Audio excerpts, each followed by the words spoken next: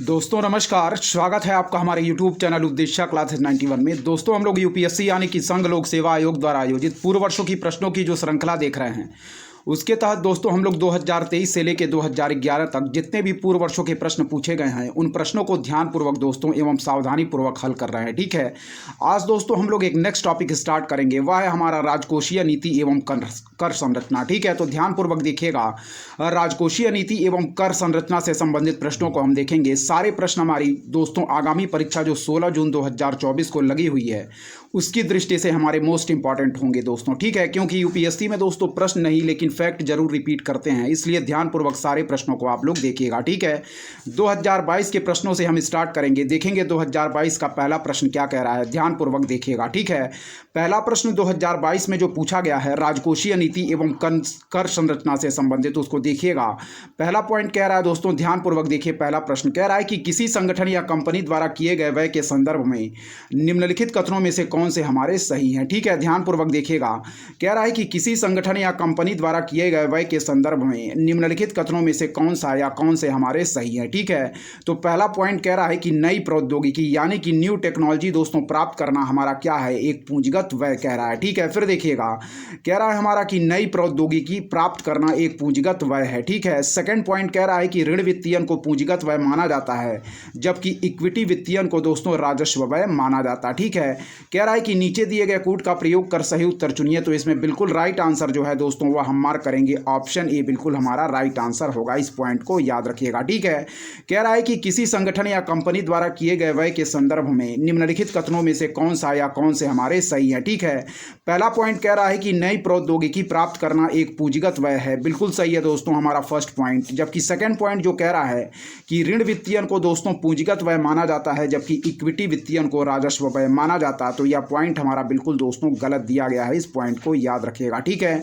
चलिए देखिए, फिर कह रहा है प्रश्न में कि नीचे दिए गए कूट का प्रयोग कर सही उत्तर चुनिए, तो हम लोगों ने ऑप्शन ए केवल एक मार्क किया, जो कि इसका बिल्कुल राइट आंसर होगा। व्याख्या देखिएगा ध्यानपूर्वक क्या कह रहा है, इंपॉर्टेंट है। देखिए व्याख्या में पहला पॉइंट जो कह रहा है दोस्तों कि पूंजीगत व्यय एक कंपनी द्वारा संपत्ति, पौधों, भवनों, प्रौद्योगिकी या उपकरण जैसी भौतिक संपत्तियों को प्राप्त करने, अपग्रेड करने और बनाए रखने के लिए उपयोग की जाने वाली धनराशि है। ठीक है, पूंजीगत व्यय का दोस्तों उपयोग अक्सर किसी कंपनी द्वारा नई परियोजनाएं या निवेश करने के लिए किया जाता है, अतः कथन एक हमारा क्या है, बिल्कुल सही है। इस पॉइंट को याद रखिएगा। ठीक है, फिर देखिएगा, कह रहा है कि पूंजीगत व्यय एक कंपनी द्वारा दोस्तों संपत्ति, पौधों, भवनों, प्रौद्योगिकी या उपकरण जैसी भौतिक संपत्तियों को प्राप्त करने, अपग्रेड करने और बनाए रखने के लिए उपयोग की जाने वाली धनराशि है, और पूंजीगत व्यय का उपयोग अक्सर किसी कंपनी द्वारा नई परियोजनाएं या निवेश करने के लिए किया जाता है, अतः कथन एक हमारा बिल्कुल सही है। इस पॉइंट को याद रखिएगा। ठीक है, तो पूंजीगत व्यय के संदर्भ में इस पॉइंट को याद रखिएगा। चलिए दोस्तों, आगे भी कुछ पॉइंट इस प्रश्न से संबंधित दिए गए हैं,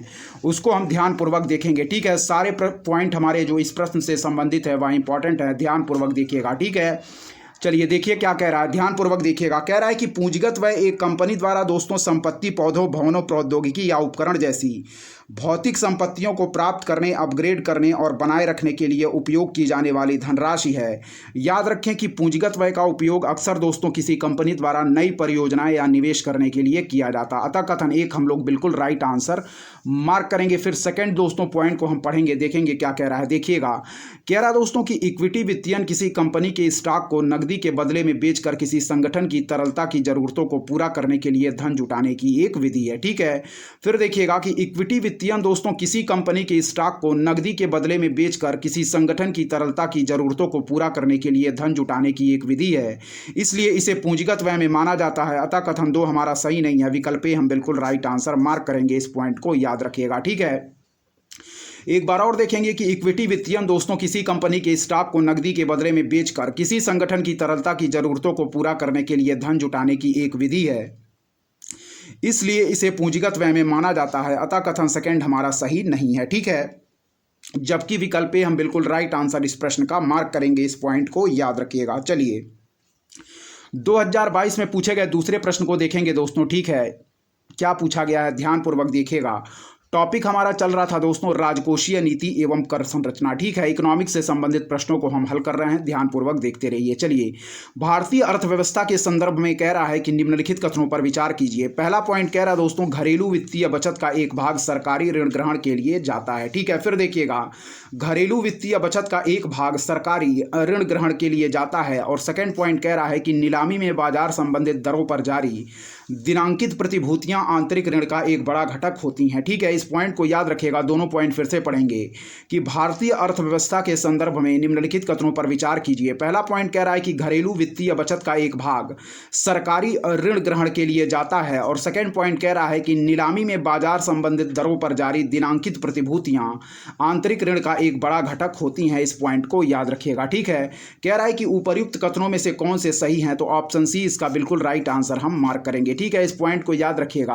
कह रहा है कि घरेलू वित्तीय बचत का एक भाग सरकारी ऋण ग्रहण के लिए जाता है, यह पॉइंट हमारा बिल्कुल सही है।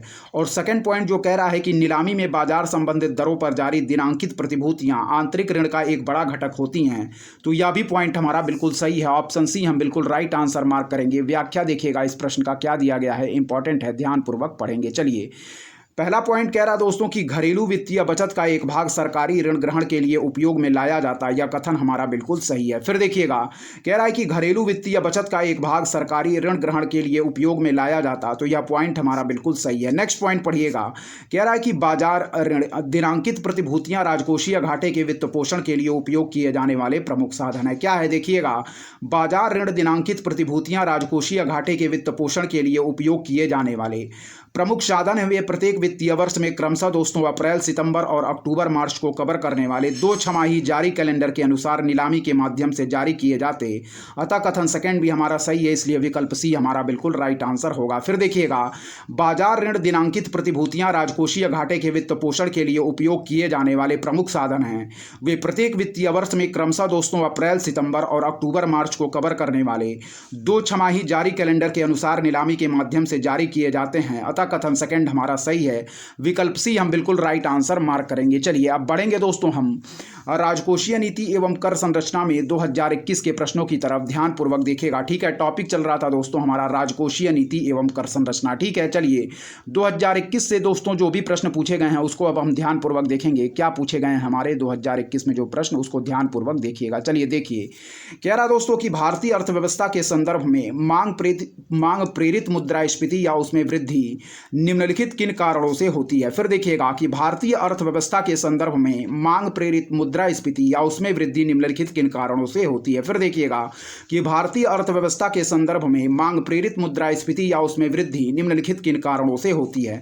तो पहला पॉइंट कह रहा है दोस्तों विस्तारकारी नीतियां। ठीक है, दूसरा कह रहा है राजकोषीय प्रोत्साहन, तीसरा कह रहा है दोस्तों मुद्रास्फीति सूचकांकन मजदूरी जिसे हम कहते हैं इन्फ्लेशन इंडेक्सिंग वेजेस, और चौथा कह रहा है उच्च क्रय शक्ति, पांचवा कह रहा है बढ़ती ब्याज दर। ठीक है, फिर देखिए, पहला कह रहा है दोस्तों विस्तारकारी नीतियां, सेकंड कह रहा है राजकोषीय प्रोत्साहन, तीसरा कह रहा है मुद्रास्फीति सूचकांकन मजदूरी जिसे हम कहते हैं इन्फ्लेशन इंडेक्सिंग वेजेस, चौथा है दोस्तों उच्च क्रय शक्ति और पांचवा कह रहा है बढ़ती ब्याज दर। ठीक है, नीचे दिए गए कूट का प्रयोग कर सही उत्तर चुनिए प्रश्न में कहा जा रहा है, तो इसका बिल्कुल राइट आंसर मार्क करेंगे ऑप्शन ए, यानी कि फर्स्ट, सेकेंड और फोर्थ। ठीक है, फिर देखिएगा, तो पहला दोस्तों हमारा जो दिया गया है विस्तारकारी नीतियां, यह दोस्तों बिल्कुल सही है। ठीक है, सेकंड जो कह रहा है राजकोषीय प्रोत्साहन, यह भी हमारा सही है। जबकि इस संदर्भ में दोस्तों फोर्थ हमारा जो कह रहा है कि उच्च क्रय शक्ति, यह भी सही है। जबकि इस संदर्भ में थर्ड और फिफ्थ पॉइंट हमारे क्या हैं, बिल्कुल गलत दिए गए हैं। इस पॉइंट को याद रखिएगा। ठीक है, कह रहा है कि भारतीय अर्थव्यवस्था के संदर्भ में मांग प्रेरित मुद्रास्फीति या उसमें वृद्धि निम्नलिखित किन कारणों से होती है।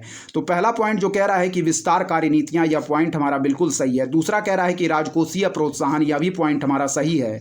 और चौथा पॉइंट जो कह रहा है दोस्तों उच्च क्रय शक्ति, यह भी पॉइंट हमारा सही है। जबकि इस संदर्भ में थर्ड और फिफ्थ पॉइंट हमारे बिल्कुल गलत दिए गए हैं। चलिए व्याख्या देखिएगा क्या दिया गया है, ध्यानपूर्वक देखेंगे। देखिए, कह रहा है दोस्तों कि जब अर्थव्यवस्था में साधन लागत एक समान रहती है किंतु वस्तुओं और सेवाओं की आपूर्ति की अपेक्षा उसकी मांग अधिक हो जाती है, तो उसे मांग प्रेरित मुद्रास्फीति कहते हैं। फिर देखिएगा, जब अर्थव्यवस्था में दोस्तों हमारी साधन लागत एक समान रहती है किंतु वस्तुओं और सेवाओं की आपूर्ति की अपेक्षा उसकी मांग अधिक हो जाती है तो उसे मांग प्रेरित मुद्रास्फीति कहते हैं। ठीक है, फिर देखिएगा कि जब अर्थव्यवस्था में साधन लागत एक समान रहती है किंतु वस्तुओं और सेवाओं की आपूर्ति की अपेक्षा उसकी मांग अधिक हो जाती है तो उसे मांग प्रेरित मुद्रास्फीति कहते हैं। ठीक है, इस प्रश्न का ऑप्शन हम लोगों ने मार्क किया था ऑप्शन ए। चलिए दोस्तों, ध्यानपूर्वक आगे भी इस प्रश्न की कुछ व्याख्या दी गई है, उसको भी हम ध्यानपूर्वक देख लेंगे, फिर आगे के प्रश्नों की तरफ बढ़ेंगे। सारे प्रश्न हमारे मोस्ट इंपॉर्टेंट है, इसलिए ध्यानपूर्वक सारे प्रश्नों को आप लोग देखते चलेंगे।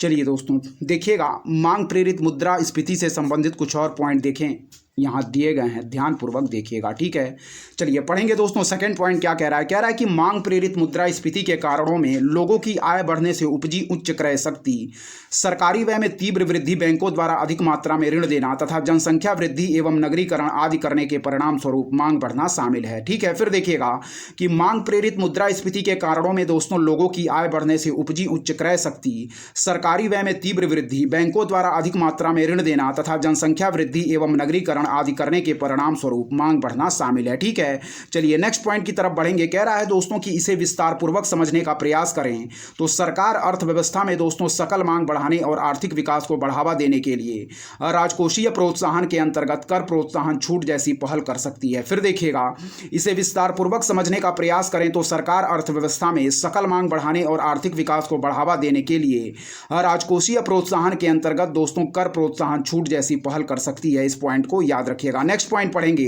कह रहा दोस्तों हमारा कि इस दृष्टिकोण के पीछे यह तर्क होता है कि यदि लोगों के कर अदायगी के भार को कम कर दिया जाए तो उनके पास दोस्तों व्यय करने या निवेश करने के लिए अधिक धन रहता है, जो उच्च मांग को दोस्तों बढ़ावा देता है। इस पॉइंट को याद रखिएगा। ठीक है, क्या कह रहा है? ध्यानपूर्वक देखिएगा। कह रहा है कि इस दृष्टिकोण के पीछे यह तर्क होता है कि यदि लोगों के कर अदायगी के भार को कम कर दिया जाए तो उनके पास दोस्तों व्यय करने या निवेश करने के लिए अधिक धन रहता है, जो उच्च मांग को दोस्तों याद रखें बढ़ावा देता है। ठीक है, नेक्स्ट पॉइंट पढ़ेंगे। कह रहा है कि परिणाम स्वरूप उत्पादन की मांग बढ़ने से दोस्तों क्या है? रोजगार सृजन होता है, जिससे दोस्तों बेरोजगारी में कमी आती है। ठीक है, कह रहा है कि परिणाम स्वरूप उत्पादन की मांग बढ़ने से रोजगार सृजन होता है, जिससे बेरोजगारी में कमी आती है। नेक्स्ट पॉइंट पढ़ेंगे। इसके अलावा दोस्तों सरकार अपने व्यय में वृद्धि कर आर्थिक विस्तार कर सकती है, जैसे दोस्तों आधारभूत संरचना में निवेश के जरिए रोजगार को बढ़ावा देकर मांग और विकास में वृद्धि की जा सकती है। अतः विकल्प ए हमारा बिल्कुल सही है। इस पॉइंट को याद रखिएगा। ठीक है, चलिए 2021 में पूछे गए दूसरे प्रश्न की तरफ ध्यानपूर्वक बढ़ेंगे। देखेंगे 2021 में जो पूछा गया है हमारा दूसरा प्रश्न है, उसकी तरफ बढ़ेंगे, ध्यानपूर्वक देखिएगा। ठीक है, देखिए राजकोषीय नीति एवं कर संरचना से संबंधित दोस्तों टॉपिक हमारा चल रहा है, जिसमें हम 2022 के प्रश्नों को ऑलरेडी कवर कर चुके हैं। 2021 से संबंधित दूसरे प्रश्न को हम देख रहे थे। देखिए कह रहा है कि आर्थिक मंदी के समय निम्नलिखित में से कौन सा कदम उठाए जाने की सर्वाधिक संभावना होती है? ठीक है, देखिएगा कह रहा दोस्तों हमारा आर्थिक मंदी यानी कि इकोनॉमिक रिसेशन की बात कर रहा है। कह रहा है कि आर्थिक मंदी के समय निम्नलिखित में से कौन सा कदम उठाए जाने की सर्वाधिक संभावना होती है? तो इसमें दोस्तों ऑप्शन बी हम बिल्कुल राइट आंसर मार्क करेंगे कि सार्वजनिक परियोजनाओं पर व्यय में वृद्धि करना। ठीक है, इस पॉइंट को याद रखिएगा। ऑप्शन बी हमारा बिल्कुल राइट आंसर होगा। देखिए कह रहा है कि आर्थिक मंदी के समय निम्नलिखित में से कौन सा कदम उठाए जाने की सर्वाधिक संभावना होती है? तो ऑप्शन बी हम बिल्कुल राइट आंसर मार्क करेंगे। सार्वजनिक परियोजनाओं पर दोस्तों क्या है? व्यय में वृद्धि करना। इस पॉइंट को याद रखिएगा। ठीक है, क्या कह रहा है कि आर्थिक मंदी के समय निम्नलिखित में से कौन सा कदम उठाए जाने की हमारी सर्वाधिक संभावना होती है? तो इसमें बिल्कुल राइट आंसर मार्क करेंगे कि सार्वजनिक परियोजनाओं पर व्यय में वृद्धि करना। चलिए व्याख्या इंपॉर्टेंट है, ध्यानपूर्वक इस प्रश्न की व्याख्या को हम देखेंगे क्या दिया गया है। देखिए चलिए दोस्तों ध्यानपूर्वक देखिएगा, इंपॉर्टेंट है इस प्रश्न की व्याख्या। देखिए पढ़ेंगे। कह रहा दोस्तों कि जब किसी देश की अर्थव्यवस्था लगातार 2 तिमाही तक ऋणात्मक विकास दर अर्जित करती है, क्या है? कह रहा है कि जब किसी देश की अर्थव्यवस्था लगातार 2 तिमाही तक ऋणात्मक विकास दर अर्जित करती है तो इसे दोस्तों हम मंदी कहते हैं। क्या है? फिर देखिएगा कि जब किसी देश की अर्थव्यवस्था दोस्तों लगातार 2 तिमाही तक क्या करती है? ऋणात्मक विकास दर अर्जित करती है, तो इसे दोस्तों मंदी कहा जाता है। ठीक है, मंदी का मूल कारण है दोस्तों अर्थव्यवस्था में मांग का अभाव होता है। मंदी में अर्थव्यवस्था में निवेश तथा उत्पादन में गिरावट होती है। मंदी के प्रभाव को दूर करने के लिए सरकार के साथ केंद्रीय बैंक को क्रमशः दोस्तों विस्तारवादी राजकोषीय और मौद्रिक नीति का पालन करना चाहिए। फिर देखिएगा कि जब किसी देश की अर्थव्यवस्था दोस्तों लगातार 2 तिमाही तक ऋणात्मक विकास दर अर्जित करती है तो इसे मंदी कहा जाता है। मंदी का मूल कारण दोस्तों अर्थव्यवस्था में मांग का अभाव होता है और मंदी में अर्थव्यवस्था में निवेश तथा उत्पादन में गिरावट होती है। मंदी के प्रभाव को दूर करने के लिए सरकार के साथ केंद्रीय बैंक को क्रमशः विस्तारवादी राजकोषीय और मौद्रिक नीति का पालन करना चाहिए। ठीक है, पहला पॉइंट पढ़ेंगे। क्या कह रहा है कि कर की दरों में कटौती के साथ ब्याज दर में वृद्धि से अर्थव्यवस्था में ऋण महंगा हो जाएगा। फिर देखिएगा कि कर की दरों में कटौती के साथ ब्याज दर में वृद्धि से अर्थव्यवस्था में दोस्तों ऋण हमारा क्या हो जाएगा, महंगा हो जाएगा, जिससे निवेश हतोत्साहित होगा जो मंदी के समय वांछनीय नहीं है, अतः विकल्प ए हमारा सही नहीं होगा। फिर देखिएगा कि कर की दरों में कटौती के साथ ब्याज दर में वृद्धि से अर्थव्यवस्था में ऋण महंगा हो जाएगा, जिससे निवेश हतोत्साहित होगा जो मंदी के समय वांछनीय नहीं है। नेक्स्ट पॉइंट पढ़ेंगे। कह रहा है कि अर्थव्यवस्था को प्रोत्साहित करने के लिए सार्वजनिक परियोजनाओं पर व्यय में वृद्धि एक उचित उपकरण है, क्योंकि यह पुनर्निवेश को बढ़ावा देती है, जिससे दोस्तों जीडीपी और अर्थव्यवस्था में आय में वृद्धि होती है। इससे मांग में वृद्धि से मंदी से उबरने में मदद मिलती है, अतः विकल्प बी हमारा बिल्कुल सही है। फिर देखिएगा, अर्थव्यवस्था को प्रोत्साहित करने के लिए सार्वजनिक परियोजनाओं पर व्यय में वृद्धि एक उचित उपकरण है, क्योंकि यह पुनर्निवेश को बढ़ावा देती है, जिससे जीडीपी और अर्थव्यवस्था में आय में वृद्धि होती है। इससे मांग में वृद्धि से मंदी से उबरने में मदद मिलती है, अतः विकल्प बी हमारा बिल्कुल सही होगा। थर्ड पॉइंट पढ़िएगा कि कर दरों में वृद्धि से निवेशकों की आय में कमी होगी, जो अर्थव्यवस्था में निवेश को हतोत्साहित करेगी। इसलिए मंदी के समय कर की दर में वृद्धि वांछनीय नहीं है, अतः विकल्प सी भी हमारा सही नहीं होगा। इस पॉइंट को याद रखिएगा। ठीक है, चलिए नेक्स्ट पॉइंट देखेंगे दोस्तों, इंपॉर्टेंट है, ध्यानपूर्वक देखिएगा। आगे के इस प्रश्न से संबंधित क्या पॉइंट दिए गए हैं उसको हम ध्यानपूर्वक देखेंगे। ठीक है, इंपॉर्टेंट है, देखते रहिए। सारे प्रश्न हमारी परीक्षा की दृष्टि से दोस्तों मोस्ट इंपॉर्टेंट होंगे। देखिए, कह रहा है हमारा कि सार्वजनिक परियोजनाओं पर खर्च में कमी मंदी के समय वांछनीय नहीं है, क्योंकि इससे सरकारी खर्च में कमी होगी, अतः विकल्प डी हमारा सही नहीं होगा। फिर देखिएगा, कह रहा है हमारा कि सार्वजनिक परियोजनाओं पर खर्च में कमी मंदी के समय वांछनीय नहीं है, क्योंकि इससे सरकारी खर्च में कमी होगी, अतः विकल्प डी हमारा सही नहीं होगा। इस पॉइंट को याद रखिएगा। चलिए 2021 में पूछे गए तीसरे प्रश्न की तरफ बढ़ेंगे। ध्यानपूर्वक देखिएगा क्या कह रहा है। 2021 में पूछा गया तीसरा प्रश्न, देखिए, कह रहा है कि भारत में काले धन के सृजन के निम्नलिखित प्रभावों में से कौन सा भारत सरकार की चिंता का प्रमुख कारण है। फिर देखिएगा, कह रहा है कि भारत में काले धन के सृजन के निम्नलिखित प्रभावों में से कौन सा भारत सरकार की चिंता का प्रमुख कारण है। तो इसका बिल्कुल राइट आंसर मार्क करेंगे, कर अपवंचन के कारण राजकोष में राजस्व की हानि। ऑप्शन डी हमारा बिल्कुल राइट आंसर होगा। इस पॉइंट को याद रखिएगा। फिर देखिएगा क्या कह रहा है। कह रहा है कि भारत में काले धन के सृजन के निम्नलिखित प्रभावों में से कौन सा भारत सरकार की चिंता का प्रमुख कारण है। तो ऑप्शन डी हम बिल्कुल राइट आंसर मार्क करेंगे कि कर अपवंचन के कारण राजकोष में राजस्व की हानि। क्या है, फिर देखिएगा, भारत में काले धन के सृजन के निम्नलिखित प्रयासों में से कौन सा भारत सरकार की चिंता का प्रमुख कारण। तो ऑप्शन डी हम लोगों ने बिल्कुल राइट आंसर मार्क किया, यानी कि कर अपवंचन के कारण राजकोष में दोस्तों राजस्व की हानि। ठीक है, चलिए आगे देखेंगे इस प्रश्न की व्याख्या क्या दी गई है। ऑप्शन डी हम लोगों ने बिल्कुल राइट आंसर मार्क किया। इंपॉर्टेंट है इस प्रश्न की व्याख्या। देखिएगा, राष्ट्रीय लोक वित्त एवं नीति संस्थान क्या कह रहा है दोस्तों। राष्ट्रीय लोक वित्त एवं नीति संस्थान, जिसे हम कहेंगे दोस्तों NIPFP। ठीक है, इसके अनुसार दोस्तों काला धन वह धन है जिस पर कर की देनदारी तो बनती है, लेकिन उसकी जानकारी कर विभाग को नहीं दी जाती है। फिर देखिएगा, कह रहा है कि राष्ट्रीय लोक वित्त एवं नीति संस्थान के अनुसार काला धन वह धन है जिस पर कर की देनदारी तो बनती है, लेकिन उसकी जानकारी कर विभाग को, यानी कि दोस्तों हमारा टैक्स डिपार्टमेंट को नहीं दी जाती है। इस पॉइंट को याद रखिएगा। कह रहा है कि काला धन वह धन है जिस पर कर की देनदारी तो बनती है, लेकिन उसकी जानकारी दोस्तों टैक्स डिपार्टमेंट को नहीं दी जाती है। ठीक है, कह रहा है कि काला धन सरकार की आय में रुकावटें तो उत्पन्न करता ही है, साथ ही देश की दोस्तों क्या है, साथ ही देश के सीमित वित्तीय साधनों को अवांछित दिशाओं में मोड़ देता। ठीक है, फिर देखिएगा, काला धन सरकार की आय में रुकावटें तो उत्पन्न करता है, साथ ही देश के सीमित वित्तीय साधनों को अवांछित दिशाओं में मोड़ देता। कह रहा है कि इसमें अवैध तरीकों से अर्जित किया गया धन तथा कर योग्य वह धन जिस पर कर ना दिया गया हो को काले धन की श्रेणी में रखा जाता। कह रहा है कि इसमें अवैध तरीकों से अर्जित किया गया धन तथा कर योग्य वह धन जिस पर कर ना दिया गया हो को काले धन की श्रेणी में रखा जाता है। इस पॉइंट को याद रखिएगा। ठीक है, चलिए आगे जो पॉइंट दिए गए हैं उनको हम ध्यानपूर्वक पढ़ेंगे। इंपॉर्टेंट है, देखिएगा। कह रहा है हमारा कि काला धन दोस्तों क्या है। काला धन के सृजन का एक स्रोत दोस्तों आपराधिक गतिविधियां भी हैं। क्या है कि काला धन के सृजन का एक स्रोत आपराधिक गतिविधियां भी हैं। इसमें दोस्तों अपहरण, तस्करी, नशीली दवाएं, अवैध खनन, जालसाजी और घोटाले आदि आपराधिक गतिविधियां आती हैं। ठीक है, फिर देखिएगा क्या कह रहा है। कह रहा है कि काला धन के सृजन का एक स्रोत आपराधिक गतिविधियां भी है।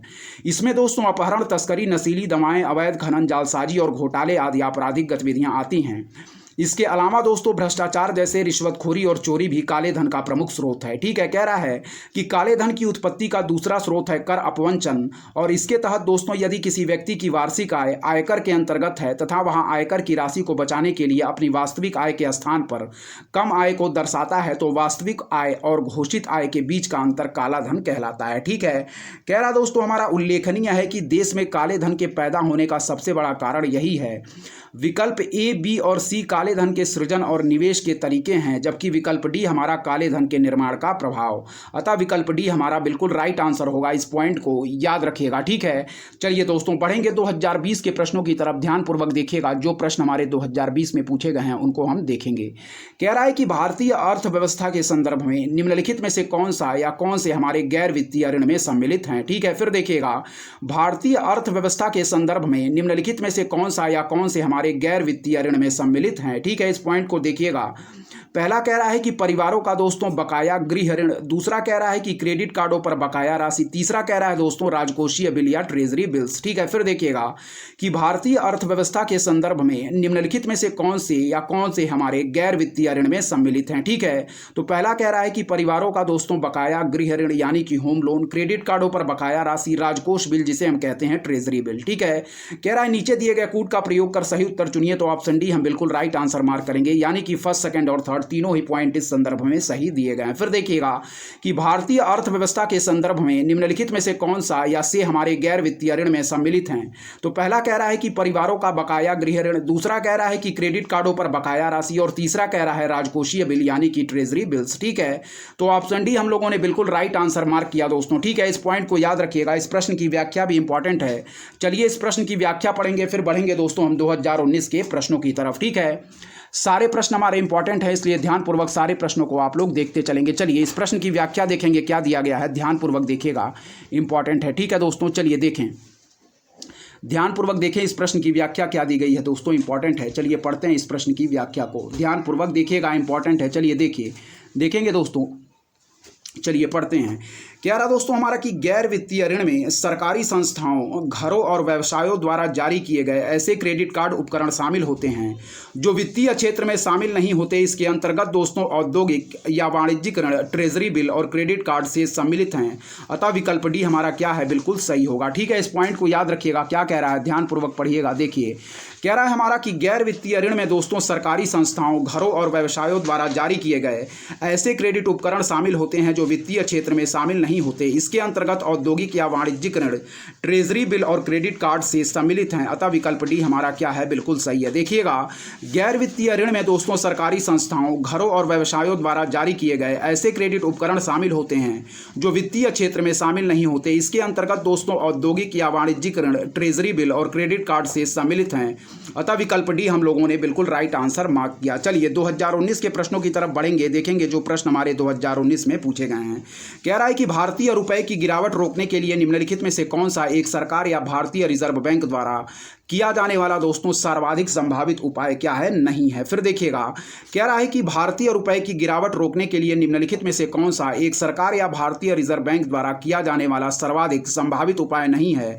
तो ऑप्शन डी हम बिल्कुल राइट आंसर मार्क करेंगे कि एक प्रसरणशील मौद्रिक नीति का अनुसरण करना। ठीक है, फिर देखिएगा क्या कह रहा है, ऑप्शन डी हमारा बिल्कुल राइट आंसर होगा कि प्रसरणशील मौद्रिक नीति अवमूल्यन का प्रमुख कारण है। फिर देखिएगा क्या कह रहा है कि भारतीय रुपए की गिरावट रोकने के लिए निम्नलिखित में से कौन सा एक सरकार या भारतीय रिजर्व बैंक द्वारा किया जाने वाला सर्वाधिक संभावित उपाय नहीं है।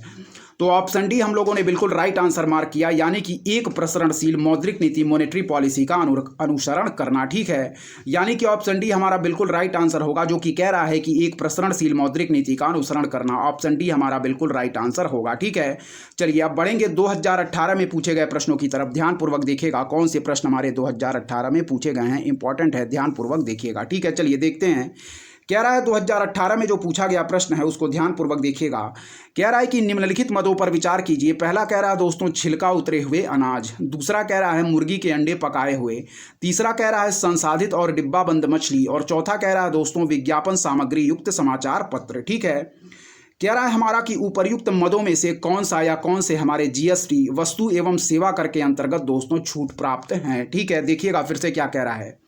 कह रहा है कि निम्नलिखित मदों पर विचार कीजिए। पहला कह रहा है दोस्तों छिलका उतरे हुए अनाज, दूसरा कह रहा है दोस्तों हमारा मुर्गी के अंडे पकाए हुए, तीसरा कह रहा है संसाधित और डिब्बा बंद मछली, और चौथा कह रहा है विज्ञापन सामग्री युक्त समाचार पत्र। कह रहा है कि ऊपर्युक्त मदों में से कौन सा या कौन से हमारे क्या हैं, जीएसटी में दोस्तों अंतर्गत छूट प्राप्त हैं। ठीक है, तो इसमें बिल्कुल राइट आंसर मार्क करेंगे दोस्तों ऑप्शन सी, यानी कि फर्स्ट, सेकंड और फोर्थ पॉइंट हमारे बिल्कुल सही दिए गए हैं। इस पॉइंट को याद रखिएगा। कह रहा है कि निम्नलिखित मदों पर विचार कीजिए, तो इसमें दोस्तों जो कह रहा है कि उपर्युक्त मदों में से कौन से हमारे जीएसटी के अंतर्गत छूट प्राप्त हैं, तो पहला जो दिया गया है छिलका उतरे हुए अनाज, यह दोस्तों बिल्कुल राइट आंसर होगा। ठीक है, छिलका उतरे हुए अनाज। फिर हो जाएगा दोस्तों हमारा मुर्गी के अंडे पकाए हुए। ठीक है, क्या है, मुर्गी के अंडे पकाए हुए। और जो हमारा दोस्तों चौथा पॉइंट कह रहा है कि विज्ञापन सामग्री युक्त समाचार पत्र, ये सभी दोस्तों हमारे क्या हैं, जीएसटी के तहत छूट प्राप्त हैं। ठीक है, इनको जीएसटी के तहत दोस्तों छूट प्रदान की गई है। ठीक है, ऑप्शन थर्ड हमारा सही नहीं दिया गया है, इस पॉइंट को याद रखिएगा। कह रहा है कि निम्नलिखित मदों पर विचार कीजिए। पहला कह रहा है कि छिलका उतरे हुए अनाज, दूसरा कह रहा है दोस्तों मुर्गी के अंडे पकाए हुए, तीसरा कह रहा है कि संसाधित और डिब्बा बंद मछली, और चौथा कह रहा है कि विज्ञापन सामग्री युक्त समाचार पत्र। ठीक है, कह रहा है कि उपर्युक्त मदों में से कौन सा या कौन से जीएसटी वस्तु एवं सेवा कर के अंतर्गत छूट प्राप्त हैं, तो ऑप्शन सी हम लोगों ने बिल्कुल राइट आंसर मार्क किया। इस पॉइंट को याद रखिएगा, यानी कि छिलका उतरे हुए अनाज, मुर्गी के अंडे पकाए हुए और विज्ञापन सामग्री युक्त समाचार पत्र, ये सभी दोस्तों जीएसटी के अंतर्गत छूट प्राप्त हैं। ठीक है, इन पॉइंट को याद रखिएगा। चलिए व्याख्या दोस्तों ध्यानपूर्वक देखेंगे क्या दी गई है। व्याख्या हमारी इंपॉर्टेंट है, देखिएगा। ठीक है, चलिए व्याख्या को पढ़ते हैं ध्यानपूर्वक, इंपॉर्टेंट है दोस्तों, देखिएगा व्याख्या क्या कह रही है। देखिए, कह रहा दोस्तों हमारा कि जीएसटी दोस्तों वस्तु एवं सेवा कर के अंतर्गत निम्नलिखित तीन वस्तुएं, यानी कि छिलका उतरा हुआ अनाज, मुर्गी के अंडे पकाए हुए तथा विज्ञापन सामग्री युक्त समाचार पत्र को छूट प्राप्त है, अर्थात इन पर कोई टैक्स या कर नहीं लगाया गया। इसके अतिरिक्त दोस्तों जीएसटी से छूट प्राप्त अन्य वस्तुओं में ताजे फल व सब्जियां हैं, अनाज हैं, फ्रेश मीट है दोस्तों, बिंदी है, सिंदूर है, दूध है, प्राकृतिक शहद है, आटा है, बेसन है, स्टैंप है, कागज है तथा हैंडलूम एवं प्रसाद शामिल है। इस पॉइंट को याद रखिएगा। फिर देखिएगा, कह रहा है कि जीएसटी वस्तु एवं सेवा कर, जिसे हम कहते हैं गुड्स एंड सर्विस टैक्स, इसके अंतर्गत दोस्तों निम्नलिखित तीन वस्तुएं हैं, छिलका उतरा हुआ अनाज, मुर्गी के अंडे पकाए हुए तथा विज्ञापन सामग्री युक्त समाचार पत्र को छूट प्राप्त है। ठीक है, कह रहा है कि अर्थात इन पर कोई टैक्स या कर नहीं लगाया गया है। इसके अतिरिक्त दोस्तों याद रखें कि जीएसटी से छूट प्राप्त कुछ अन्य वस्तुओं में ताजे फल व सब्जियां हैं, अनाज है दोस्तों, फ्रेश मीट है, बिंदी है दोस्तों, सिंदूर है, दूध है, प्राकृतिक शहद है, आटा है, बेसन है, स्टैंप, कागज तथा हैंडलूम एवं प्रसाद शामिल हैं। इन सभी उत्पादों को दोस्तों हमारा क्या है, जीएसटी से मुक्त रखा गया है। इस पॉइंट को याद रखिएगा। ठीक है, चलिए 2018 में पूछे गए दूसरे प्रश्न की तरफ ध्यानपूर्वक बढ़ेंगे, इंपॉर्टेंट है, देखिएगा क्या कह रहा है। 2018 में पूछा गया दूसरा प्रश्न, इंपॉर्टेंट है, चलिए पढ़ते हैं दोस्तों, ध्यानपूर्वक देखिए। ठीक है, कह रहा है कि यदि सरकार द्वारा कोई वस्तु दोस्तों जनता को निःशुल्क उपलब्ध कराई जाती है तो, ठीक है, फिर देखिएगा क्या कह रहा है।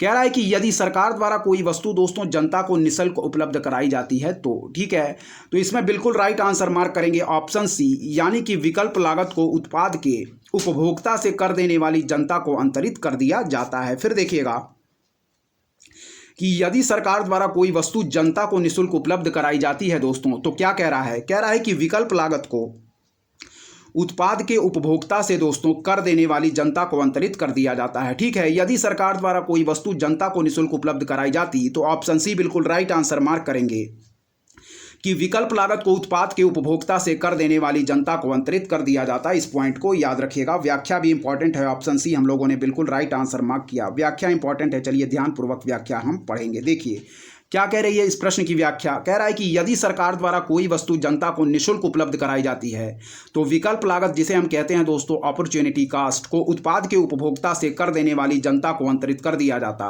अतः कथन सी हमारा क्या है, बिल्कुल सही विकल्प है। फिर देखिएगा, यदि सरकार द्वारा कोई वस्तु जनता को निःशुल्क उपलब्ध कराई जाती तो विकल्प लागत यानी कि अपॉर्चुनिटी कास्ट को उत्पाद के उपभोक्ता से कर देने वाली जनता को अंतरित कर दिया जाता।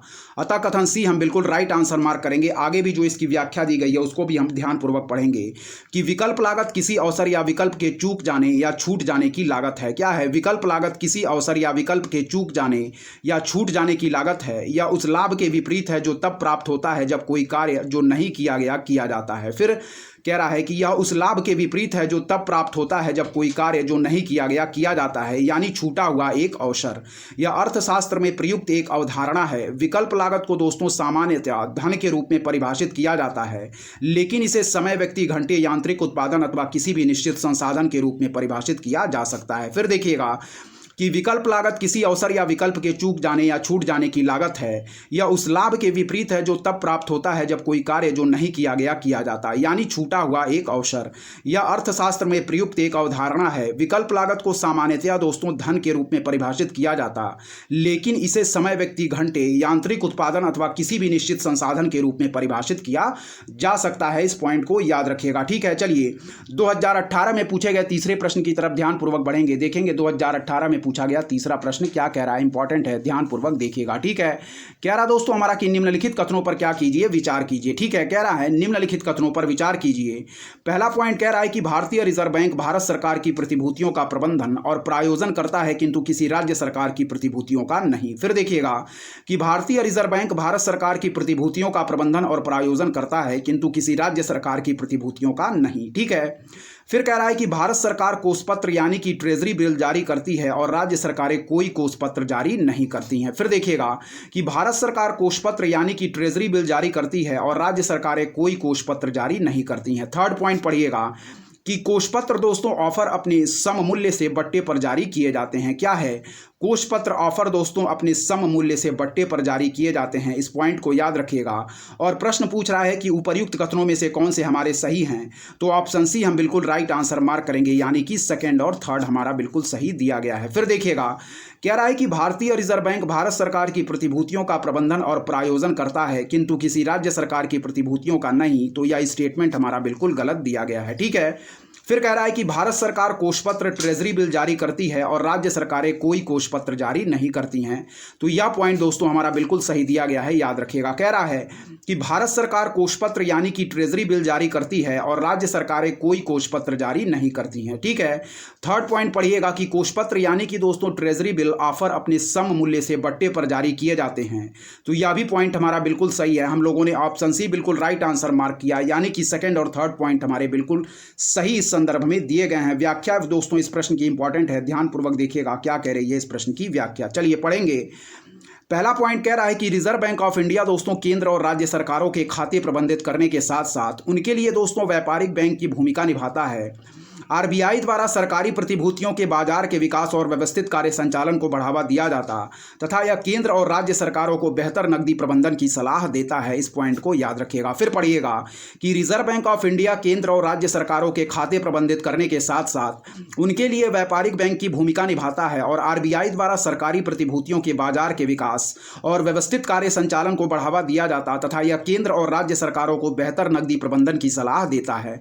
नेक्स्ट पॉइंट पढ़ेंगे कि भारत सरकार दोस्तों केंद्र सरकार ट्रेजरी बिल जारी करती है, जबकि राज्य सरकारें कोई ट्रेजरी बिल जारी नहीं करती हैं। इस पॉइंट को याद रखिएगा। कह रहा है दोस्तों हमारा ट्रेजरी बिल जिसे हम कहते हैं कोषपत्र ऑफर अपने सममूल्य से बट्टे पर जारी किए जाते हैं। फिर देखिएगा कि भारत सरकार केंद्र सरकार ट्रेजरी बिल जारी करती है, जबकि राज्य सरकारें कोई ट्रेजरी बिल जारी नहीं करती हैं।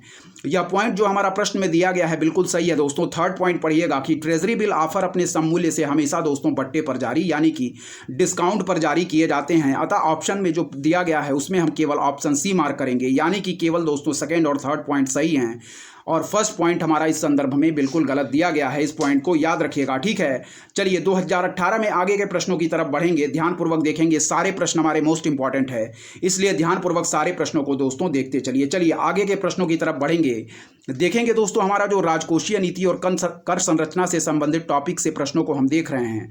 आगे कौन कौन से प्रश्न पूछे गए हैं, सारे प्रश्नों को आप लोग ध्यानपूर्वक देखते चलिए, ठीक है। और यदि आपको हमारा कंटेंट पसंद आ रहा है तो हमारे चैनल उपदेशा क्लासेस 91 को जरूर सब्सक्राइब करें, लाइक करें, अपने दोस्तों के बीच शेयर करें और ऐसे ही लगातार पढ़ते रहें दोस्तों। चलिए बढ़ेंगे आगे के प्रश्नों की तरफ, ध्यानपूर्वक देखिएगा। सारे प्रश्न हमारे जो देख रहे हैं हम लोग व्याख्या सहित, वह सारे प्रश्न आगामी परीक्षा की दृष्टि से मोस्ट इंपॉर्टेंट होंगे।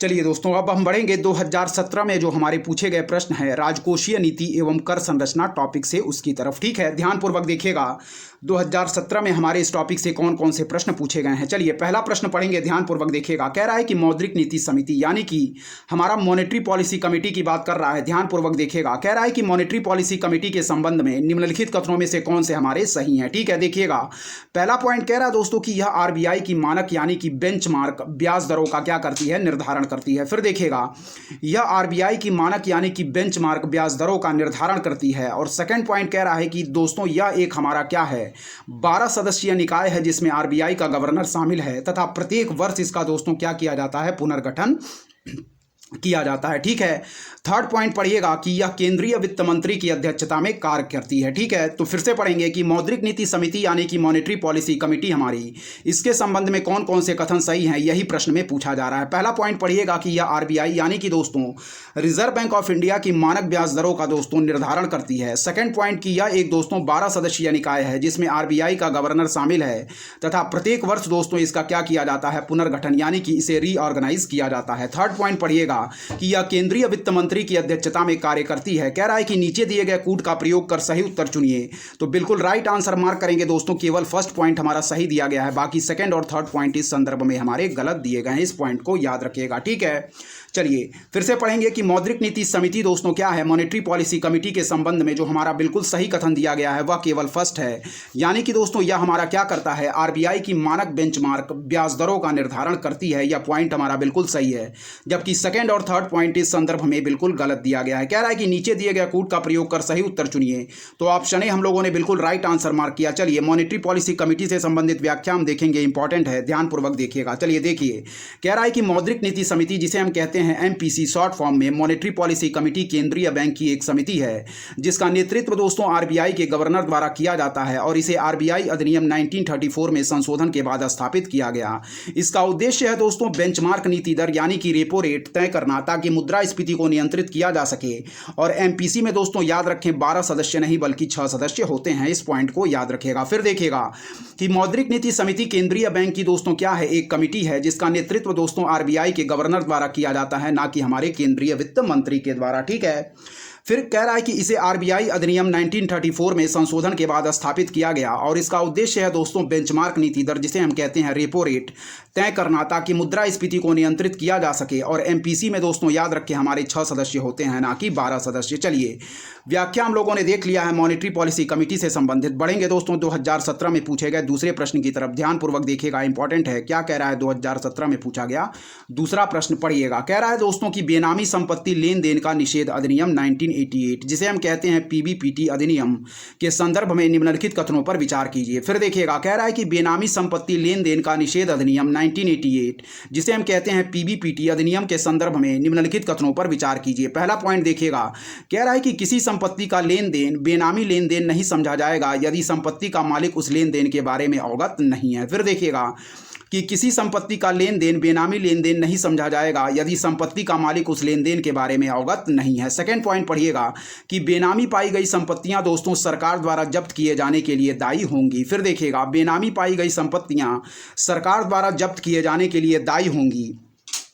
और थर्ड पॉइंट कह रहा है कि यह अधिनियम जांच के लिए 3 प्राधिकारियों का उपबंध करता है किंतु यह किसी अपीलीय क्रियाविधि का उपबंध नहीं करता। कह रहा है कि उपर्युक्त कथनों में से कौन से पॉइंट हमारे सही दिए गए हैं, तो केवल सेकंड पॉइंट सही है दोस्तों। इस संदर्भ में ऑप्शन बी हम बिल्कुल राइट आंसर मार्क करेंगे। ठीक है, देखिएगा कह रहा है हमारा कि बेनामी संपत्ति लेन देन का निषेध अधिनियम जिसे हम 1988 के दोस्तों यह एक्ट है, पीबीपीटी अधिनियम भी कहते हैं, इसके संदर्भ में दोस्तों कह रहा है कि निम्नलिखित कथनों पर विचार कीजिए।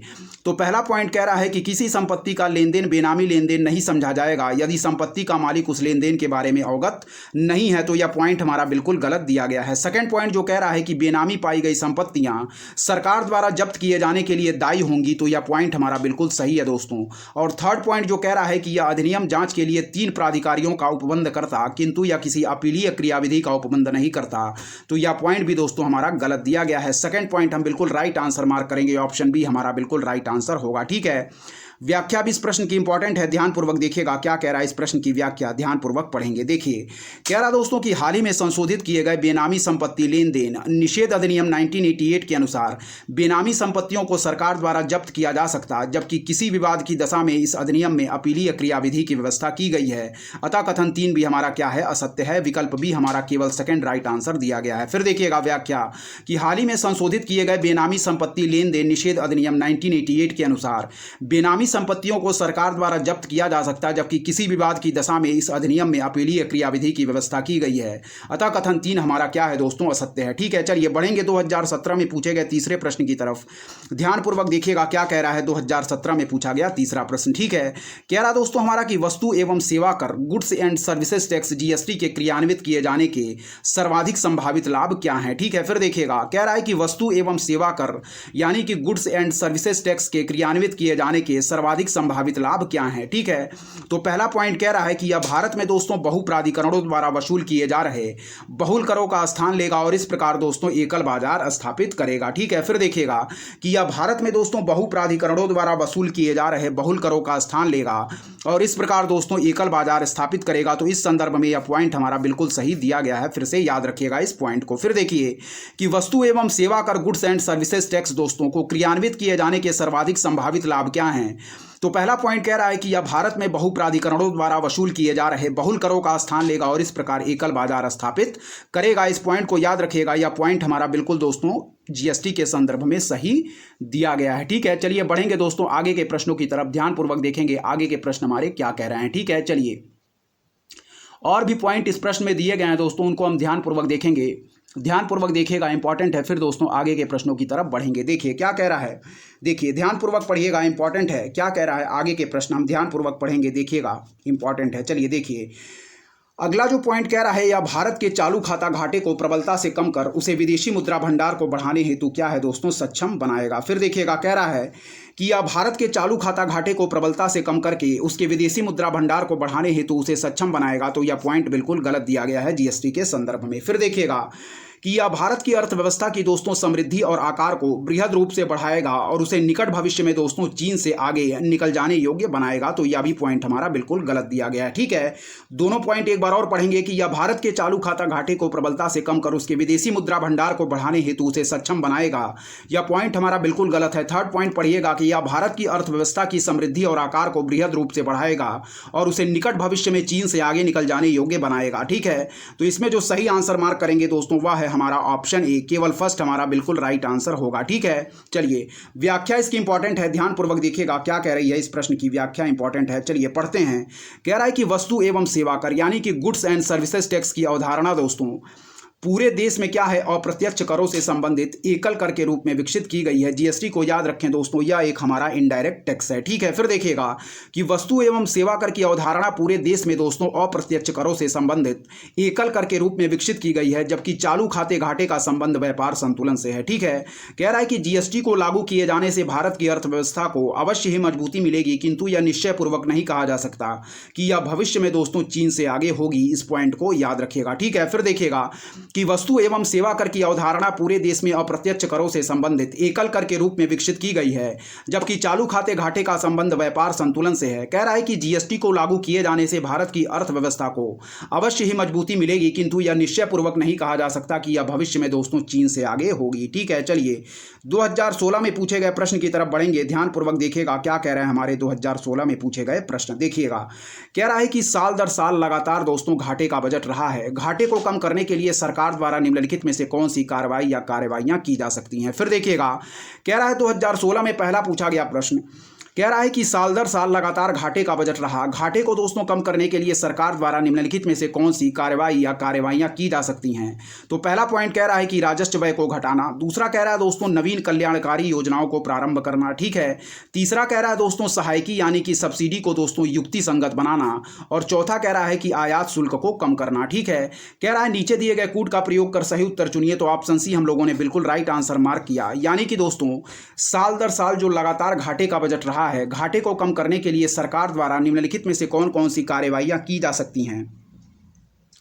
तो इस संदर्भ में जो दोस्तों हमारा पहला पॉइंट कह रहा है कि राजस्व व्यय को घटाना, यह पॉइंट हमारा बिल्कुल सही दिया गया है। क्या है पहला पॉइंट जो कह रहा है कि राजस्व व्यय को घटाना, तो यह पॉइंट हमारा बिल्कुल सही है। सेकंड पॉइंट जो कह रहा है कि नवीन कल्याणकारी योजनाओं को प्रारंभ करना, यह पॉइंट हमारा बिल्कुल गलत दिया गया है। थर्ड पॉइंट जो कह रहा है कि सहायकी यानी कि सब्सिडी को युक्तिसंगत बनाना, तो यह भी पॉइंट हमारा गलत है। और चौथा पॉइंट जो कह रहा है कि आयात शुल्क को दोस्तों क्या है कम करना, यह भी पॉइंट हमारा बिल्कुल सही है, आयात शुल्क को कम करना। तो इस संदर्भ में दोस्तों क्या है हमारे, यह दोस्तों चौथा पॉइंट गलत है। यहाँ थर्ड पॉइंट जो कह रहा है कि सहायकी को युक्तिसंगत बनाना, यह पॉइंट हमारा सही है, इस पॉइंट को याद रखिएगा।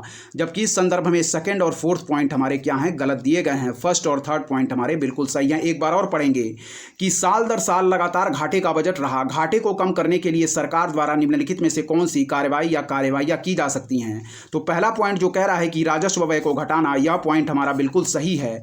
और सेकंड पॉइंट कह रहा है कि नवीन कल्याणकारी योजनाओं को प्रारंभ करना, तो यह पॉइंट दोस्तों क्या है, हमारा गलत दिया गया है। जबकि थर्ड पॉइंट जो कह रहा है कि सहायकी या सब्सिडी को युक्तिसंगत बनाना, तो यह भी पॉइंट दोस्तों हमारा बिल्कुल सही है। जबकि चौथा पॉइंट जो कह रहा है कि आयात शुल्क को कम करना, यह पॉइंट हमारा गलत दिया गया है।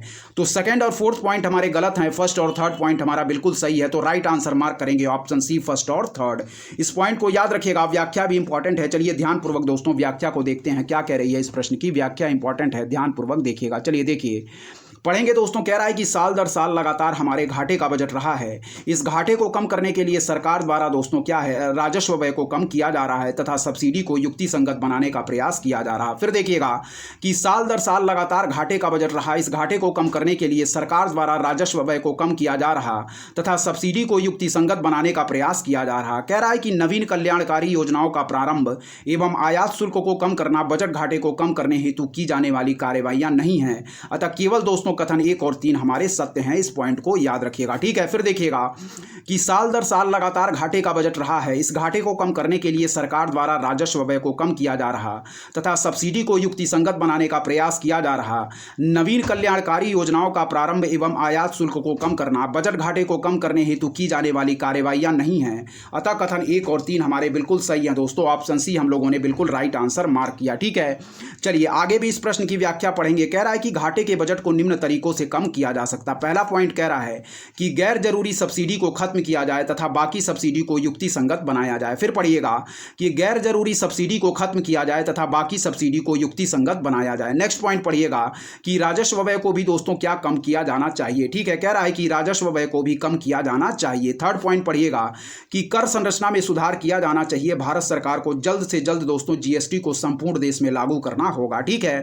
फिर नेक्स्ट पॉइंट कह रहा है कि सार्वजनिक क्षेत्र की कंपनियों के लाभ में दोस्तों क्या है, वृद्धि करनी होगी। फिर देखिएगा कह रहा है कि घाटे के बजट को निम्न तरीकों से कम किया जा सकता है। तो पहला पॉइंट कह रहा है कि गैर जरूरी सब्सिडी को खत्म किया जाए तथा बाकी सब्सिडी को युक्तिसंगत बनाया जाए। सेकंड पॉइंट पढ़िएगा कि राजस्व व्यय को भी कम किया जाना चाहिए।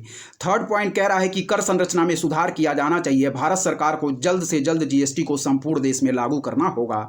नेक्स्ट पॉइंट कह रहा है कि सार्वजनिक क्षेत्र की कंपनियों के लाभ में वृद्धि करनी होगी। आगे भी कुछ पॉइंट दिए गए हैं, उसको भी हम ध्यानपूर्वक देखेंगे। सारे प्रश्न हमारी आगामी परीक्षा की दृष्टि से इंपॉर्टेंट है, इसलिए सारे प्रश्नों की व्याख्या आप लोग ध्यानपूर्वक देखते चलेंगे। चलिए 2016 में जो हमारे पूछे गए प्रश्न हैं, ठीक है दोस्तों, उसकी कुछ व्याख्या यहाँ दी गई है, उसको हम ध्यानपूर्वक पढ़ेंगे। देखिएगा क्या कह रही है।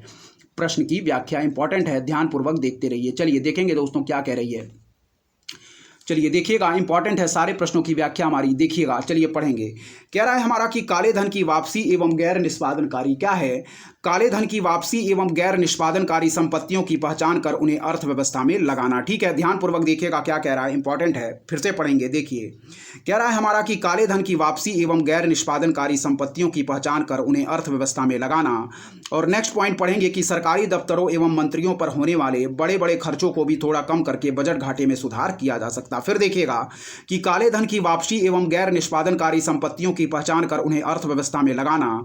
और नेक्स्ट पॉइंट कह रहा है कि सरकारी दफ्तरों एवं मंत्रियों पर होने वाले बड़े बड़े खर्चों को भी थोड़ा कम करके बजट घाटे में सुधार किया जा सकता है। चलिए 2016 में पूछे गए दूसरे प्रश्न की तरफ बढ़ेंगे, देखेंगे क्या कह रहा है। 2016 में पूछा गया दूसरा प्रश्न इंपॉर्टेंट है, देखिएगा। चलिए देखते हैं दोस्तों। कह रहा है कि निम्नलिखित में से किसको या किनको भारत सरकार के पूंजी बजट में शामिल किया जाता। फिर देखिएगा कह रहा है कि निम्नलिखित में से किसको या किनको भारत सरकार के दोस्तों हमारा क्या है, कैपिटल बजट में शामिल किया जाता है। इस पॉइंट को याद रखिएगा। पहला पॉइंट कह रहा है कि सड़कों, इमारतों, मशीनरी आदि जैसी परिसंपत्तियों के अधिग्रहण पर व्यय। नेक्स्ट पॉइंट कह रहा है कि विदेशी सरकारों से प्राप्त ऋण, और फिर कह रहा है दोस्तों थर्ड पॉइंट कि राज्यों और संघ राज्य क्षेत्रों को क्या है अनुदत्त ऋण और अग्रिम। फिर देखिएगा कह रहा है कि निम्नलिखित में से किसको या किनको भारत सरकार के पूंजी बजट में शामिल किया जाता। तो पहला पॉइंट कह रहा है दोस्तों कि सड़कों, इमारतों, मशीनरी आदि जैसी परिसंपत्तियों के अधिग्रहण पर व्यय। नेक्स्ट पॉइंट कह रहा है कि विदेशी सरकारों से प्राप्त ऋण। फिर थर्ड पॉइंट कह रहा है कि राज्यों और संघ राज्य क्षेत्रों को अनुदत्त ऋण और अग्रिम। ठीक है, देखिए कह रहा है दोस्तों क्या कह रहा है, ध्यानपूर्वक इसमें बिल्कुल राइट आंसर मार्क करेंगे ऑप्शन डी, यानी कि फर्स्ट, सेकंड और थर्ड इस संदर्भ में बिल्कुल ही सही पॉइंट है। ठीक है, देखिए कह रहा है कि निम्नलिखित में से किसको या किनको भारत सरकार के हमारे दोस्तों कैपिटल बजट में शामिल किया जाता। तो पहला पॉइंट कह रहा है कि सड़कों, इमारतों, मशीनरी आदि जैसी परिसंपत्तियों के अधिग्रहण पर व्यय, तो यह पॉइंट हमारा बिल्कुल सही दिया गया है। सेकंड पॉइंट पढ़िएगा कि विदेशी सरकारों से प्राप्त ऋण, तो यह भी पॉइंट हमारे सही है। थर्ड पॉइंट पढ़िएगा कि राज्यों और संघ राज्य क्षेत्रों को अनुदत्त ऋण और अग्रिम। ठीक है, फिर देखिएगा कि निम्नलिखित में से किसको या किनको भारत सरकार के दोस्तों हमारे क्या है कैपिटल बजट में शामिल किया जाता। तो पहला पॉइंट कह रहा है कि सड़कों, इमारतों, मशीनरी आदि जैसी परिसंपत्तियों के अधिग्रहण पर व्यय। सेकंड पॉइंट कह रहा है कि विदेशी सरकारों से प्राप्त ऋण, और थर्ड पॉइंट जो कह रहा है कि राज्यों और संघ राज्य क्षेत्रों को अनुदत्त ऋण और अग्रिम। तो तीनों ही पॉइंट हमारे इस संदर्भ में सही दिए गए हैं। ऑप्शन डी हमारा बिल्कुल राइट आंसर होगा।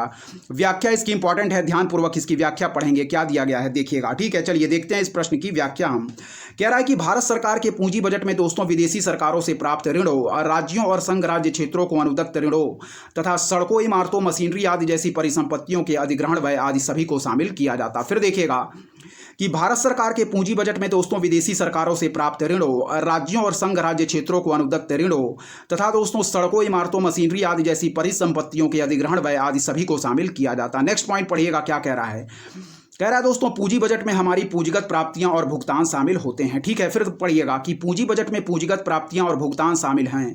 कह रहा है कि इसमें सार्वजनिक खाते में किए गए लेन देन शामिल किए जाते। पूंजीगत प्राप्तियां सरकार द्वारा जनता से लिया गया उधार होता है, जिन्हें बाजार ऋण कहा जाता है। दोस्तों सरकार द्वारा रिजर्व बैंक व अन्य पक्षों राजकोषीय बिलों के विक्रय के माध्यम से उधार लिया जाता है। ठीक है, विदेशी सरकारों और निकायों से प्राप्त ऋण और केंद्र सरकार द्वारा राज्यों, केंद्र शासित प्रदेशों व अन्य पक्षों को दिए गए ऋणों की वसूली शामिल है। पूंजीगत भुगतानों में दोस्तों भूमि, भवन, मशीनों और उपकरणों जैसी परिसंपत्तियों के अधिग्रहण के लिए किए गए पूंजीगत व्यय, साथ ही दोस्तों अंश भागों में निवेश केंद्र द्वारा राज्यों व केंद्र शासित प्रदेशों, सरकारी कंपनियों, निगमों और अन्य पक्षों को प्रदान किए गए ऋण और उधार शामिल हैं। इस पॉइंट को याद रखिएगा, फिर से पढ़ेंगे कि पूंजी बजट में दोस्तों पूंजीगत प्राप्तियां और भुगतान हमारे शामिल होते हैं। कह रहा है कि इसमें सार्वजनिक खाते में किए गए लेन देन शामिल किए जाते।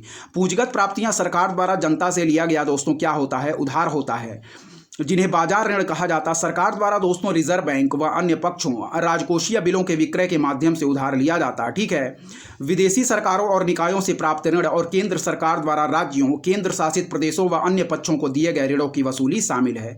कह रहा है कि पूंजीगत भुगतानों में दोस्तों भूमि, भवन, मशीनों और उपकरणों जैसी परिसंपत्तियों के अधिग्रहण के लिए किए गए दोस्तों पूंजीगत व्यय, साथ ही अंश भागों में निवेश केंद्र द्वारा राज्यों व केंद्र शासित प्रदेशों, सरकारी कंपनियों, निगमों और अन्य पक्षों को प्रदान किए गए ऋण और उधार शामिल हैं। इस पॉइंट को याद रखिएगा। ठीक है, चलिए 2016 में पूछे गए तीसरे प्रश्न की तरफ बढ़ेंगे। देखेंगे 2016 में पूछा गया तीसरा प्रश्न क्या कह रहा है, इंपॉर्टेंट है, ध्यानपूर्वक देखिएगा। चलिए पढ़ते हैं। कह रहा है कि समाचारों में कभी कभी देखे जाने वाले दोस्तों आधार क्षय एवं लाभ स्थानांतरण, यानी कि दोस्तों base erosion and profit shifting पद का क्या संदर्भ है। फिर देखिएगा कह रहा है हमारा कि समाचारों में कभी कभी देखे जाने वाले आधार क्षय एवं लाभ स्थानांतरण, यानी कि base erosion and profit shifting पद का क्या संदर्भ है। तो इसका बिल्कुल राइट आंसर मार्क करेंगे कि बहुराष्ट्रीय कंपनियों द्वारा किए जाने वाले कर अपवंचन पर प्रतिबंध लगाना। इस पॉइंट को याद रखिएगा। ऑप्शन बी हमारा बिल्कुल राइट आंसर होगा इस संदर्भ में। फिर देखिएगा क्या कह रहा है, कह रहा है हमारा कि समाचारों में कभी कभी देखे जाने वाले आधार क्षय, यानी कि बेस इरोजन एवं लाभ स्थानांतरण, यानी कि प्रॉफिट शिफ्टिंग पद का क्या संदर्भ है। तो ऑप्शन बी बिल्कुल राइट आंसर मार्क करेंगे कि बहुराष्ट्रीय कंपनियों द्वारा किए जाने वाले कर अपवंचन पर प्रतिबंध लगाना। फिर से पढ़िएगा कि समाचारों में कभी कभी देखे जाने वाले आधार क्षय एवं लाभ स्थानांतरण, base erosion and profit shifting पद का क्या संदर्भ है। तो ऑप्शन बी बिल्कुल राइट आंसर हम लोगों ने मार्क किया, यानी कि बहुराष्ट्रीय कंपनियों द्वारा किए जाने वाले कर अपवंचन पर प्रतिबंध लगाना। ठीक है, चलिए इस प्रश्न की व्याख्या भी पढ़ेंगे और फिर बढ़ेंगे 2015 के प्रश्नों की तरफ। ठीक है, ध्यानपूर्वक देखते रहिए। सारे प्रश्न हमारी आगामी परीक्षा की दृष्टि से मोस्ट इंपॉर्टेंट होंगे। चलिए इस प्रश्न की व्याख्या पढ़ेंगे, इंपॉर्टेंट है, ध्यानपूर्वक देखिएगा क्या कह रहा है। कह रहा दोस्तों कि आधार क्षय एवं लाभ स्थानांतरण, क्या कह रहा है? कह रहा है कि आधार क्षय एवं लाभ स्थानांतरण यानी कि base erosion and profit shifting, इससे आशय है दोस्तों कि कर अपवंचन रणनीतियों से है जिनके माध्यम से अर्जित लाभ को कृत्रिम ढंग से ऐसे स्थानों पर स्थानांतरित कर दिया जाता है जहां कर की दर अत्यंत निम्न अथवा शून्य होती है। इस पॉइंट को याद रखिएगा। फिर देखिएगा, कह रहा है हमारा दोस्तों कि आधार क्षय यानी कि बेस इरोजन एवं लाभ स्थानांतरण यानी कि प्रॉफिट शिफ्टिंग से आशय दोस्तों कर अपवंचन रणनीतियों से है जिनके माध्यम से दोस्तों अर्जित लाभ को कृत्रिम ढंग से ऐसे स्थानों पर स्थानांतरित कर दिया जाता है जहां कर की दर दोस्तों क्या होती है? अत्यंत निम्न अथवा शून्य होती है। इस पॉइंट को याद रखिएगा। प्रश्न हमारा पूछा जा रहा था कि समाचारों में कभी कभी देखे जाने वाले आधार क्षय यानी कि बेस इरोजन एवं दोस्तों क्या कह रहा था? लाभ स्थानांतरण, प्रॉफिट शिफ्टिंग पद का क्या संदर्भ है? तो ऑप्शन बी हम लोगों ने बिल्कुल राइट आंसर मार्क किया, बहुराष्ट्रीय कंपनियों द्वारा किए जाने वाले कर अपवंचन पर प्रतिबंध लगाना। ठीक है, चलिए 2015 के प्रश्नों की तरफ बढ़ेंगे, ध्यानपूर्वक देखिएगा क्या पूछ रहा है हमारा 2015 में पूछा गया प्रश्न। ठीक है, चलिए दोस्तों हमारा 14th फाइनेंस कमीशन से संबंधित कुछ पॉइंट दिए गए हैं, ध्यानपूर्वक देखिएगा। ठीक है, जिसका दोस्तों क्या है, जिसका हमारा प्रायोजन हमारे संविधान के आर्टिकल 280 में किया गया है। इस पॉइंट को भी याद रखिएगा। चलिए 14वें वित्त आयोग के संदर्भ में कह रहा है निम्नलिखित कथनों में से कौन से हमारे सही हैं। ठीक है, तो पहला पॉइंट कह रहा है कि इसने केंद्रीय अविभाज्य पूल में राज्यों को मिलने वाला हिस्सा दोस्तों 32% से बढ़ाकर 42% कर दिया है। फिर देखिएगा कि इसने केंद्रीय अविभाज्य पूल में दोस्तों राज्यों को मिलने वाला हिस्सा 32% से बढ़ाकर 42% कर दिया है। और सेकेंड पॉइंट कह रहा है कि इसने दोस्तों विशेष तौर पर सेक्टरों से जुड़े यानी कि दोस्तों सेक्टर स्पेसिफिक अनुदानों से संबंधित सिफारिशें की हैं। फिर देखिएगा, कह रहा है कि 14वें वित्त आयोग के संदर्भ में निम्नलिखित कथनों में से कौन से पॉइंट हमारे बिल्कुल सही दिए गए हैं। तो पहला पॉइंट पढ़ेंगे कि इसने केंद्रीय अविभाज्य पूल में राज्यों को मिलने वाला हिस्सा दोस्तों 32% से बढ़ाकर 42% कर दिया गया है, तो यह पॉइंट हमारा बिल्कुल सही दिया गया है। और सेकंड पॉइंट कह रहा है कि इसने विशेष तौर पर सेक्टरों से जुड़े यानी कि सेक्टर स्पेसिफिक अनुदानों से संबंधित सिफारिशें की हैं, तो यह पॉइंट हमारा बिल्कुल गलत दिया गया है। कह रहा है कि नीचे दिए गए कूट का प्रयोग कर सही उत्तर चुनिए, तो ऑप्शन ए हम बिल्कुल राइट आंसर मार्क करेंगे। इस पॉइंट को याद रखिएगा क्या कह रहा है हमारा प्रश्न, इसको हम लोगों ने ध्यानपूर्वक पढ़ लिया है दोस्तों, और ऑप्शन ए इसका बिल्कुल राइट आंसर मार्क किया है। ठीक है, चलिए 14वें वित्त आयोग से संबंधित जो भी प्रावधान यहाँ पे दिए गए हैं उसको हम ध्यानपूर्वक पढ़ेंगे। ठीक है, ध्यानपूर्वक देखिएगा। चलिए व्याख्या इंपॉर्टेंट है, देखिएगा। कह रहा है हमारा क्या दोस्तों, कह रहा है कि 14वें वित्त आयोग द्वारा 2015-16 से 2020-21 की अवधि के लिए की गई प्रमुख सिफारिशें निम्नलिखित हैं। ठीक है, ध्यानपूर्वक देखिएगा। कह रहा है कि 14वें वित्त आयोग द्वारा 2015-16 से 2020-21 की अवधि के लिए की गई प्रमुख सिफारिशें निम्नलिखित हैं। इस पॉइंट को याद रखिएगा। चलिए पहला पॉइंट पढ़ेंगे। कह रहा है कि केंद्रीय अविभाज्य पूल में दोस्तों क्या है, राज्यों का हिस्सा वर्तमान 32% से बढ़ाकर मूलतः 42% किया जाए। ठीक है, अतः कथन एक हमारा क्या है, सही है। फिर देखिएगा, कह रहा है कि केंद्रीय अविभाज्य पूल में दोस्तों राज्यों का हिस्सा जो वर्तमान 32% है इसे बढ़ाकर दोस्तों मूलतः 42% किया जाए। ठीक है, अतः कथन एक हमारा क्या है, सही है। फिर देखिएगा कि 15वें वित्त आयोग द्वारा केंद्रीय अविभाज्य पूल में राज्यों का हिस्सा 42% से घटाकर 41% किया गया है। इस पॉइंट को याद रखिएगा। फिर पढ़िएगा कि 14वें वित्त आयोग द्वारा 2015-16 से 2020-21 की अवधि के लिए की गई जो प्रमुख सिफारिशें हैं उनको हम लोग पढ़ रहे हैं। पहला पॉइंट पढ़ेंगे कि केंद्रीय अविभाज्य पूल में राज्यों का हिस्सा दोस्तों वर्तमान 32% से बढ़ाकर मूलतः 42% किया जाए। ठीक है, अतः कथन एक हमारा बिल्कुल सही है। और 15वें वित्त आयोग ने दोस्तों क्या सिफारिश की है, इसने की है कि केंद्रीय अविभाज्य पूल में राज्यों का हिस्सा 42% से घटाकर 41% किया गया है। इस पॉइंट को याद रखिएगा। चलिए नेक्स्ट पॉइंट की तरफ बढ़ेंगे, देखेंगे सेकंड पॉइंट क्या कह रहा है, इंपॉर्टेंट है, ध्यानपूर्वक देखिएगा, पढ़ेंगे। देखिए, कह रहा है हमारा कि आयोग ने दोस्तों राज्यों के बीच विभाज्य पूल में राज्य हिस्से के वितरण के लिए नए क्षैतिज सूत्र का भी सुझाव दिया है।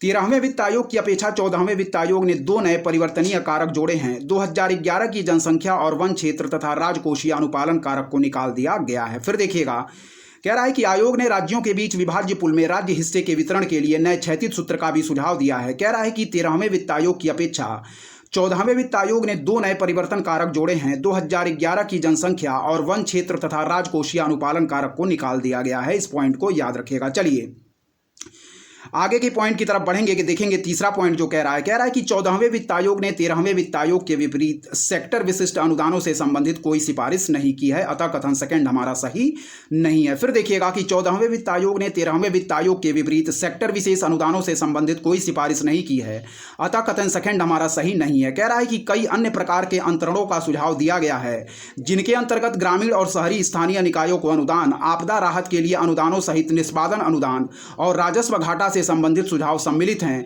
2015-20 की अवधि के लिए यह अंतरण कुल मिलाकर लगभग 5.3 लाख करोड़ रुपए के हैं। इस पॉइंट को याद रखिएगा। फिर देखिएगा कि 14वें वित्त आयोग ने 13वें वित्त आयोग के विपरीत दोस्तों सेक्टर विशेष अनुदानों से संबंधित कोई सिफारिश नहीं की है, अतः कथन सेकंड हमारा सही नहीं है। इस पॉइंट को याद रखिएगा।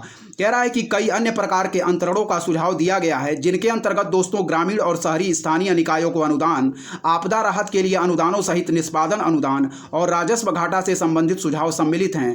कह रहा है कि 2015 से 20 की अवधि के लिए यह अंतरण कुल मिलाकर लगभग 5.3 लाख करोड़ रुपए के हैं। इस पॉइंट को याद रखिएगा। चलिए 2015 में पूछे गए दूसरे प्रश्न की तरफ बढ़ेंगे। देखेंगे 2015 में जो पूछे गए हमारे दूसरे प्रश्न है। देखिए कह रहा है कि किसी देश की कर से जीडीपी के अनुपात में कमी क्या सूचित करती है। देखिएगा किसी देश की कर से जीडीपी के अनुपात में कमी क्या सूचित करती है। तो पहला पॉइंट कह रहा है कि आर्थिक वृद्धि दर धीमा होना, और सेकंड पॉइंट कह रहा है कि राष्ट्रीय आय का कम सामयिक यानी कि इक्विटेबल वितरण। ठीक है। फिर देखिएगा कि किसी देश की कर से जीडीपी के अनुपात में कमी क्या सूचित करती है। तो पहला पॉइंट कह रहा है कि आर्थिक वृद्धि दर धीमा होना, और सेकंड पॉइंट कह रहा है कि राष्ट्रीय आय का कम सामयिक यानी कि इक्विटेबल वितरण। ठीक है। तो नीचे दिए गए कूट का प्रयोग कर सही उत्तर हम चुनेंगे। ठीक है। फिर देखिएगा क्या कह रहा है, किसी देश की कर से जीडीपी के अनुपात में कमी क्या सूचित करती है। तो पहला पॉइंट कह रहा है कि आर्थिक वृद्धि दर धीमी होना, और सेकंड कह रहा है राष्ट्रीय आय का कम सामयिक यानी कि इक्विटेबल वितरण। ध्यानपूर्वक देखिएगा, सारे प्रश्न हमारे इंपॉर्टेंट है। इस प्रश्न का दोस्तों आंसर हम देखेंगे, फिर आगे की व्याख्या की तरफ बढ़ेंगे।